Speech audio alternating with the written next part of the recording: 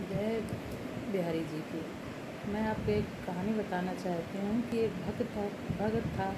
वो गांव से आया और उसको बस ठाकुर जी की लगन लगी थी कि मुझे ठाकुर जी के दर्शन करना है। ठाकुर जी वहाँ रहते हैं, वो उन्हीं के साथ रहना है। तो भाई सब ने सोचा ठाकुर जी के दरबार में उनकी लगा दी ड्यूटी कि आप यहीं रहिए और ड्यूटी करिए। तो ठाकुर जी रात में उठ के रोज़ रैस लीला करने जाते थे। एक दिन वो देखता रहा। भगत जो था बड़ा सीधा सज्जन भोला भगत था, उसके मन में कोई छल प्रपंच नहीं था। तो जब वो भोला ने पूछा उससे कि आप कहाँ जा रहे हो ठाकुर जी, कहाँ जा रहे हो भाई?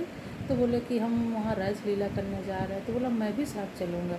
कल अच्छा चलो, लेकिन बाहर बैठे रहना निधि वन में। तो कल ठीक है, हम बाहर बैठे रहेंगे। अब जब ठाकुर जी निधि वन के अंदर चले गए और वो बाहर बैठा था, तो वहाँ खूब नाच गाना करने लगे, घुंघरू की आवाज़ आने लगी। तो वो अंदर गया, उसने देखा कि अरे ये यहाँ नाच रहे हैं। उतना भोला था, वो कहने लगा अरे देखो इतनी औरतों के साथ यहाँ ही नाचने रात में रोज़ आते हैं, उसने अपनी भाषा में कहा। और वहीं गया तो देखा कि ठाकुर जी के पायल टूट गए, तो उसने अपने अंगोछे में बांध लिए।